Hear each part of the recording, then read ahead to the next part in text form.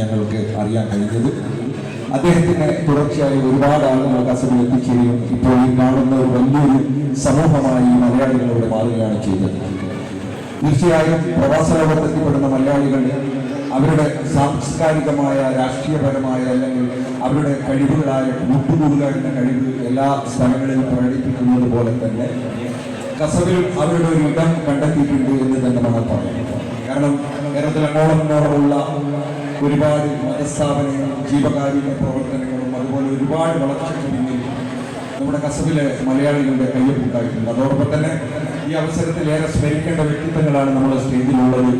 മുഹമ്മദ് അബ്ദുൽ ഖാദർ ആയിക്കോട്ടെ, അതുപോലെ മൻസൂർ റഹ്മാൻ ആയിക്കോട്ടെ, അവരുടെയൊക്കെ ശ്രമഫലമായി ഒരുപാട് ആളുകൾ കസബിൽ എത്തിച്ചേർന്നിട്ട് അവർക്ക് ജീവിതം കണ്ടെത്താനായിട്ട് ഒരുപാട് അടുപ്പുകൾ പുകയാനുള്ള കാരണക്കാരായി അവർക്ക് മാറാൻ കഴിഞ്ഞിട്ടുണ്ട്. അൽഹംദുലില്ലാഹ്, അള്ളാഹു അവർക്കൊക്കെ അർഹമായ പ്രതിഫലം നൽകുമാറാകട്ടെ. ഞാൻ ഓർക്കുന്നു, ഒരു പ്രാവശ്യം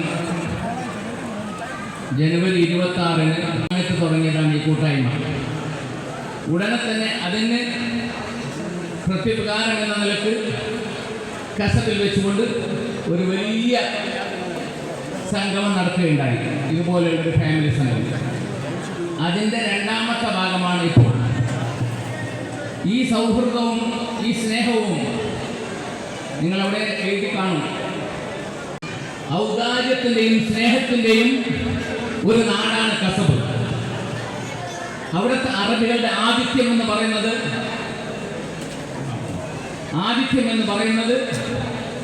വലിയ ഒരു സ്നേഹമുള്ള ഒരു ആതിഥ്യമാണ് ഇവിടെ. ഞങ്ങളൊക്കെ പെരുന്നാളിൻ്റെ ദിവസം ഓരോ അറബികളുടെ വീട്ടിലേക്ക് പോകും. ഞാൻ ഓർക്കുന്ന ആദ്യമായി 1977 ഒക്ടോബർ 2 ഞാൻ ആദ്യമായിട്ട് ഇറങ്ങിയത്. ആ കഥയൊക്കെ പറയാനുള്ള നല്ല സമയമാണ്. എനിക്ക് തന്നെ അങ്ങനെ എനിക്ക് വിസ തരാമെന്ന് പറഞ്ഞ് പോയി. ഒരു വിവരമില്ല. 8 മാസമായി. ഞാനാണെങ്കിൽ പഠനത്തിന് ജാമിയ സാരിയിൽ നിന്ന് പാസ്സായി ദയൂബന്ദിലേക്ക്, ദാറുൽ പോയി. അവിടെ പഠിച്ചുകൊണ്ടിരിക്കുമ്പോൾ പെട്ടെന്ന് ഒരു ദിവസം ഇതാ ടെലിഗ്രാം വരുന്നു, your Omani visa arrived, start immediately. മാഷാ അല്ലാഹ്. എന്തു ചെയ്യും? പഠനം പൂർത്തിയാക്കണോ അല്ലെങ്കിൽ കസബിലേക്ക് പോകണോ? രണ്ടിൻ്റെയും ഇടയിൽ ഞാനിങ്ങനെ നട്ടം തിരിഞ്ഞ് നിൽക്കുമ്പോൾ എൻ്റെ ബാപ്പയാണ് ടെലിഗ്രാം ചെയ്തത്, അല്ലാഹു യർഹമഹു. ഞാൻ എന്താക്കി? നേരെ തിരിച്ചു വന്നു. അങ്ങനെ ഒരു ഒക്ടോബർ 2 എന്താക്കിയത്? കസബിൽ മസ്കത്തിൽ ഞാൻ കാലുകുത്തുന്നുണ്ട്. അതെപ്പോഴും മറക്കൂല, കാരണം ഗാന്ധി ജയന്തിന്റെ ഡേറ്റ് ആണ് അല്ലേ. നമ്മുടെ മഹാത്മാഗാന്ധിയുടെ ജനന തീയതിയാണ് ഒക്ടോബർ 2. അതുകൊണ്ട് ഒക്ടോബർ 2 എപ്പോഴും എനിക്ക് ഓർമ്മ വരും. ഞാൻ അങ്ങനെ ചുരുക്കി പറയാണ്. പിന്നെ കസബിൽ അന്ന് പോയതുപോലെ ഇന്ന് മുതൽ പ്രത്യേക സ്നേഹം, ആ മമത, അത് പറയാതിരിക്കാൻ കഴിയില്ല. ഇനി എന്ത് 10 മിനിറ്റ് തന്നാലും ഇത്ര നാൾ നടക്കണ്ട. എന്നെ ഇനി ഇവർ ആക്ഷേപിച്ചാലും നടക്കില്ല. ഞാനത് പറഞ്ഞേ തീരൂ. കാരണം ഇല്ലെങ്കിൽ ഞാൻ എന്നോട് ചെയ്യുന്ന വലിയ നന്ദികേടായിരിക്കും. ഇങ്ങനെ ഒരു വ്യക്തിയെ ഞാൻ കണ്ടിട്ടില്ല. ആര് മരിച്ചാലും, എന്ത് പ്രോഗ്രാം ഉണ്ടെങ്കിലും, എവിടെ എന്ത് നടക്കും,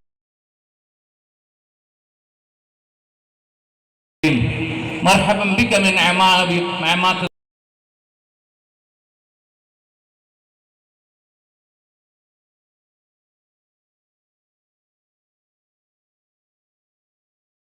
ഏറ്റവും ദുഷ്കരമായ, പ്രയാസകരമായ ജോലി ഏതാണെന്ന് ചോദിച്ചാൽ സംഘാടനമാണ്.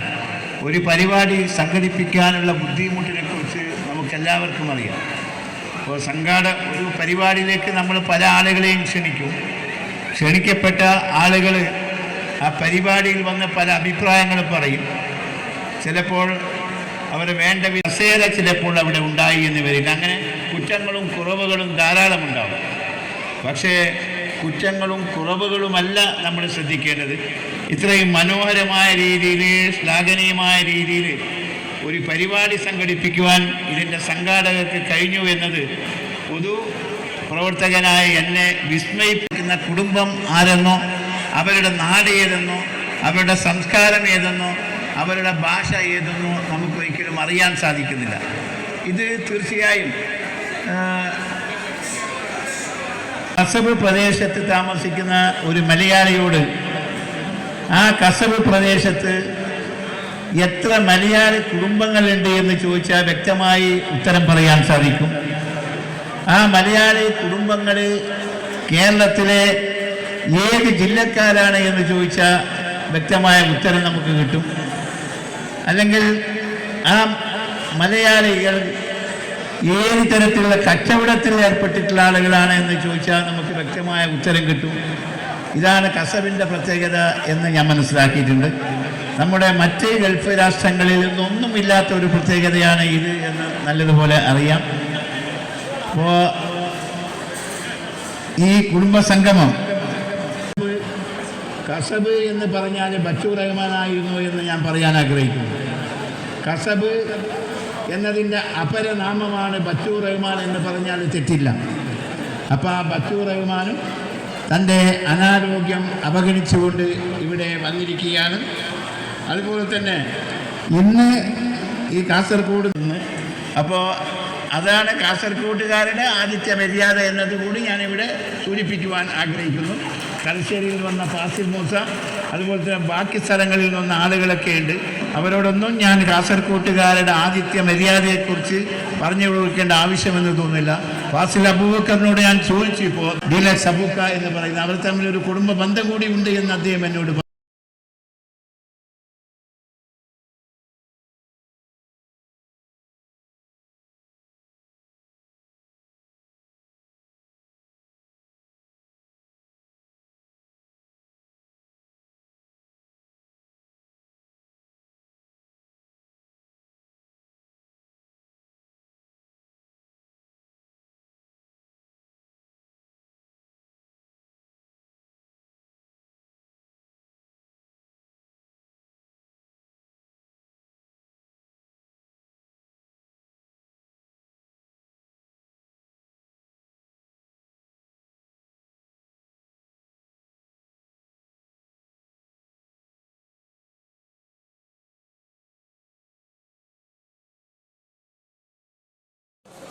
ولا ترى رجاء في منكم رجاء ولم يعود في منكم موجود في فصل ورأيتكم هنا والشرف بلقائكم مرة ثانية في بلادكم وأود أن ألقاكم في قصر إن شاء الله مشكورين والحمد لله رب العالمين.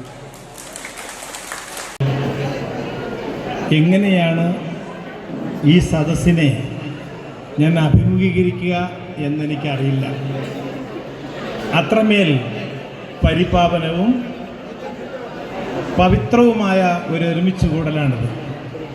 നേരത്തെ നമ്മുടെ എല്ലാം പ്രിയങ്കരനായ നമ്മുടെ എല്ലാം ഗുരു, പ്രത്യേകിച്ച് എൻ്റെയും കൂടി ഗുരുവായ ചെമ്പിരിക്ക മുഹമ്മദ് അബ്ദുൽ ഖാദർ സാഹിബ് അവർകൾ പറയുകയാണ്, ഈ ബിലാദുൽ മവദ്ദത്തി വറഹ്മ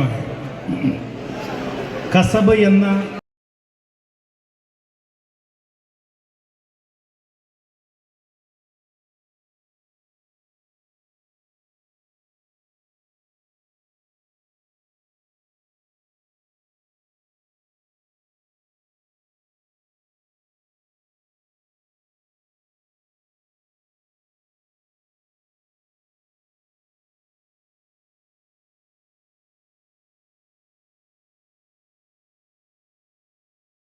ചെയ്തിരുന്നു. അപ്പോൾ അദ്ദേഹത്തിൻ്റെ പ്രവർത്തനങ്ങളെ സംബന്ധിച്ചിടത്തോളം നല്ല അറിവും തഴക്കവും എനിക്കുണ്ട്. ഖസബ് എന്ന സമ്പൽ സമൃദ്ധമായ ഭൂമി സാഹിബ് അവരുടെ സ്പോൺസർ മർഹൂം മുഹമ്മദ് നൂർ അവർ എന്നോട് പറഞ്ഞത് ഖസബ് എന്ന ഈ നാടിന് പേര് കിട്ടാനുണ്ടായ ഒരു കഥയാണ്. ഞാൻ ആ കഥയിലേക്കൊന്നും ഇപ്പോൾ കടക്കുന്നില്ല. വളരെ ചുരുങ്ങിയ സമയമേ എനിക്ക് അനുവദിച്ചിട്ടുള്ളൂ. ഞാൻ എഴുന്നേക്കാൻ പോയപ്പോൾ തന്നെ അബ്ദുറഹ്മാൻ എൻ്റെ പുറകിൽ പിടിച്ചിട്ട് പറഞ്ഞു, പെട്ടെന്ന് ചുരുക്കിക്കൊള്ളണം, കാരണം ഞാൻ നീട്ടി പറയുന്ന ആളാണ്. ആദ്യമായി നമ്മുടെ ഈ സദസ്സിലേക്ക് എത്തിയ ബഹുമാന്യരായ ജുമാ സുലൈമാൻ അഷാഹി അവർ, അതുപോലെ തന്നെ അഹമ്മദ് സുലൈമാൻ ഷാഹി, ഉമർ അൽ ബത്രാൻ ഷാഹി, അബ്ദുള്ള സുലൈമാൻ ഷാഹി, ഇവരെയൊക്കെ ഈ മജ്ലിസിലേക്ക് ഞാൻ സഹർഷം സ്വാഗതം ചെയ്യുകയാണ്. ഇല സമാഹത്തെ ഹാദിഹിൽ ഫുദല നുഷറഫു ഇലൈക്കും في هذا المجلس المبارك وإليكم جميعا نحن شاكرين لكم إلى هذه المحفلة هذه الحفلة. പ്രിയങ്കരരെ, നമ്മൾ നേരത്തെ ബഹുമാനപ്പെട്ട നമ്മുടെ MLA അവർ സൂചിപ്പിച്ചതുപോലെ വാതായനങ്ങൾ തുറന്നു വെച്ച മഹത് വ്യക്തിത്വങ്ങളാണ് നിഅമത്ത് അബ്ദുറഹ്മാനും ഫൈസലും ഒക്കെ. അപ്പോൾ ഒരു കാര്യം മാത്രമേ എനിക്ക് പറയാനുള്ളത്, മാത്രം പറഞ്ഞ് ഞാൻ ഈ വേദി വിടും. നമ്മൾ മനുഷ്യരാകണം. മനുഷ്യത്വത്തിൻ്റെ കണങ്ങൾ, ആ കണികകൾ നമ്മുടെ ശരീരത്തിൽ മനസ്സിലും ഉണ്ടാകണം. എങ്ങനെയാണ് നമ്മളൊരു മനുഷ്യനാവുക? ഒരു മനുഷ്യനാകാൻ എന്തെല്ലാം കടമ്പകൾ നാം സഹിക്കേണ്ടി വരും? ഒരു ഗുരുവിനോട് അദ്ദേഹത്തിൻ്റെ ശിഷ്യൻ മറ്റേത് കളിമൺ പ്രതിമ എടുത്തു വെച്ചു. ആ കളിമൺ പ്രതിമ വെള്ളത്തിലേക്ക് ഇട്ടപ്പോൾ തന്നെ അതങ്ങ് കലങ്ങി ആർക്കും ഉപകരിക്കാൻ പറ്റാത്ത മലീമസമായ വെള്ളമായി മാറി. അത് മാറ്റി പുതിയ വെള്ളം കൊണ്ടുവന്നു. കുറച്ച് വെള്ളം കൊണ്ടുവന്നിട്ട് അതിലേക്ക് ഈ പഞ്ഞിക്കെട്ടിൻ്റെ പ്രതിമ ഇട്ടു എന്നുള്ള ചോദ്യം ഉയർന്നിരുന്നു. അപ്പോൾ അദ്ദേഹം പറഞ്ഞതുപോലെ 1000-ഓളം പേരുണ്ടാവുമെന്ന് പറഞ്ഞത് ആ വാക്കിനെ അർത്ഥവത്താക്കിക്കൊണ്ട് കുടുംബിനികളടക്കം കുട്ടികളടക്കം നിറഞ്ഞ ഒരു സദസ്സിനെ ഈ പരിപാടിയിൽ അണിനിരത്താൻ കഴിഞ്ഞതിൽ ഈ സംഘടനയ്ക്കുണ്ടായ മികവിനെ അഭിനന്ദിക്കുകയാണ്. ഏതായാലും കസബിനൊരു പ്രത്യേകതയുണ്ട്. ആ കസബ് നമുക്ക് കാസർഗോഡിന് ഒരുപാട് നല്ല മനുഷ്യരെ സമ്മാനിച്ചിട്ടുണ്ട്. അവരൊക്കെ ഇവിടെ ആദരിക്കപ്പെട്ടിരിക്കുകയാണ്. അവരുടെ തണലിൽ, അവരുടെ പ്രവർത്തന മികവിൽ ഇനിയും ഇത്തരം കുടുംബ സംഗമങ്ങളിലൂടെ നമുക്ക് മുന്നോട്ട് പോവാം. നല്ല മനസ്സും നല്ല സ്നേഹവും കുളിർമയും ഒക്കെ ഉള്ള ഒരു സമൂഹമായിട്ട് നമുക്ക് മുന്നോട്ട് പോകാൻ ഇത്തരം സംഘടനകളുടെ തണലുണ്ടാവട്ടെ എന്ന് മാത്രം ആശംസിച്ചുകൊണ്ട് എൻ്റെ എല്ലാവിധ ആശംസകളും ഒരിക്കൽ കൂടി അറിയിച്ചുകൊണ്ട് ഞാൻ എൻ്റെ വാക്ക് നിർത്തുന്നു. അതിനുവേണ്ടി മാത്രം സമയം ചെലവഴിച്ചുകൊണ്ട് പ്രവർത്തിക്കുന്ന നിഅമത്ത് അബ്ദുറഹ്മാൻ, നമ്മുടെ ആദ്യം പറയേണ്ട ആളാണ് ബഹുമാനപ്പെട്ട എന്നെ നെല്ലിക്കുന്ന ധാരാളം ആളുകളുണ്ട്. എല്ലാവരും ഒന്ന് കണ്ട് അവസാനത്തെ ഒരു യാത്ര പറയാമെന്നുള്ള ഉദ്ദേശം തന്നെയാണ് വന്നിട്ടുള്ളത്. ആരോഗ്യപരമായിട്ട് ഒരുപാട് പ്രയാസങ്ങളുണ്ട്. ഇങ്ങനത്തെ ഒരു സദസ്സ് എൻ്റെ ജീവിതത്തിൽ കിട്ടൂല എന്ന് തന്നെയാണ് ഞാൻ വിശ്വസിക്കുന്നത്. എപ്പോഴും അങ്ങോട്ടും ഇങ്ങോട്ടും വന്നാൽ ഒരു വീട്ടുകാരെ മറ്റും കാണും. ഇങ്ങനെ കൂട്ടായൊരു സംഭവം അതിൽ പങ്കെടുക്കാൻ എന്നെ സംബന്ധിച്ച് പറ്റില്ല തോന്നുന്നത് കൊണ്ട് തന്നെയാണ്, വളരെ പ്രയാസപ്പെട്ടുകൊണ്ട്. ഒരുപാട് അസുഖങ്ങൾ ഉണ്ടെങ്കിലും നിങ്ങൾ ഒന്ന് കാണണം, യാത്ര പറയണം എന്ന് നിർബന്ധമുള്ളത് കൊണ്ട് തന്നെയാണ് ഞാൻ ഇവിടെ എത്തിയിട്ടുള്ളത്. ബഹുമാനപ്പെട്ട പഴയകാലത്ത് CH മുഹമ്മദ് കോയ സാഹിബ് പറയാറുണ്ടായി, സഞ്ചരിക്കുന്ന മയ്യത്ത് എന്ന് അദ്ദേഹത്തിൻ്റെ വിശേഷം ഞാൻ കേട്ടിട്ടുണ്ട്. സഞ്ചരിക്കുന്ന മയ്യത്ത് കാണുമെങ്കിൽ നിങ്ങൾ എന്നെ നോക്കിക്കൊള്ളി. അതായത് സഞ്ചരിക്കുന്ന സമ്പൂർണ്ണ സംഘാടക പ്രതിഭയാണ്. സഹായങ്ങൾ പലതരമുണ്ടാകും. പേരിന് മുൻപിലല്ല പ്രവർത്തനം. അതിനാൽ തന്നെയാണ് പേരിന് മുൻപിലല്ല സമ്പൂർണ്ണ സംഘാടക പ്രതിഭയാണ്. സഹായങ്ങൾ പലതരമുണ്ടാകും. അതിനാൽ തന്നെയാണ് ചരിത്രത്തിൽ സമ്പൂർണ്ണ സംഘാടക പ്രതിഭയാണ്. സഹായങ്ങൾ പലതരമുണ്ടാകും. പേരിന് മുൻപിലല്ല പ്രവർത്തനം. അതിനാൽ തന്നെയാണ് പേരിന് മുൻപിലല്ല പ്രവർത്തനം. അതിനാൽ തന്നെയാണ് സമ്പൂർണ്ണ സംഘാടക പ്രതിഭയാണ്. സഹായങ്ങൾ പലതരമുണ്ടാകും. പേരിന് മുൻപിലല്ല പ്രവർത്തനം. അതിനാൽ തന്നെയാണ്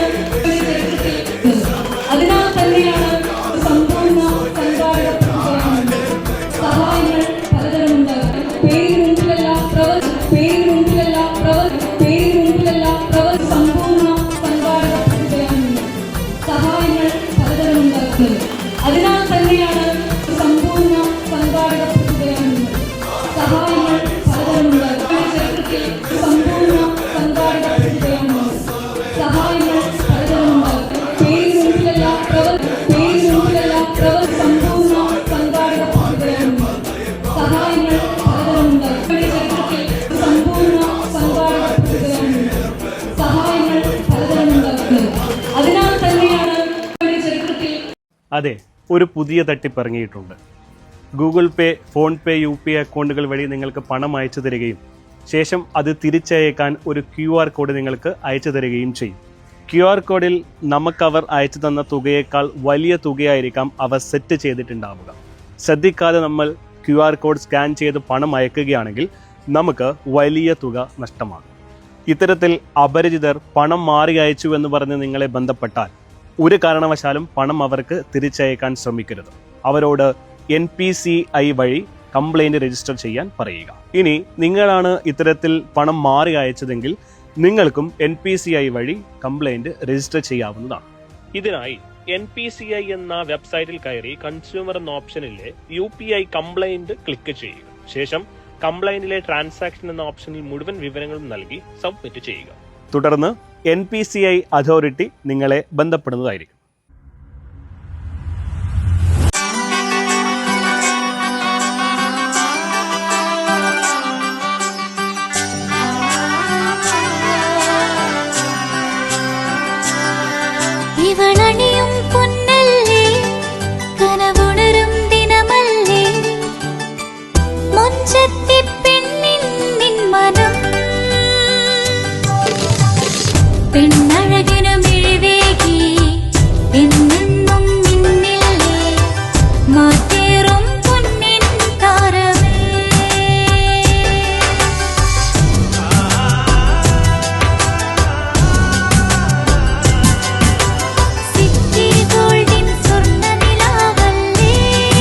City Gold and Diamonds. വീടായാലും ഇൻഡസ്ട്രിയിലായാലും ബിസിനസ്, വിദ്യാഭ്യാസ സ്ഥാപനങ്ങളോ മതപരമായ സ്ഥാപനങ്ങളോ ആണെങ്കിലും വയറിംഗ് വർക്കുകൾ, HT, LT കണക്ഷൻ എന്നിവയ്ക്ക് ഗവൺമെന്റ് ലൈസൻസ്ഡ് ഇലക്ട്രിക്കൽ കോൺട്രാക്ടറായ പള്ളങ്കോട് ഇലക്ട്രിക്കൽ വർക്സിനെ തന്നെ ഏൽപ്പിക്കണം. പണി കമ്മിറ്റ് ചെയ്ത സമയത്ത് തന്നെ തീർത്തു തരും. കൂടാതെ നിങ്ങളുടെ സ്ഥാപനത്തിൽ അനുമതിയില്ലാതെ ജനറേറ്റർ സ്ഥാപിച്ചിട്ടുണ്ടെങ്കിൽ പള്ളങ്കോട് ഇലക്ട്രിക്കൽ വർക്സിനെ ഏൽപ്പിച്ചോളൂ. എല്ലാവിധ പേപ്പർ വർക്കുകൾ സഹിതം ഉത്തരവാദിത്തത്തോടെ തന്നെ വർക്ക് പൂർത്തിയാക്കാം. കോൺടാക്ട് ചെയ്യൂ 9496 200 200 9497 500 600.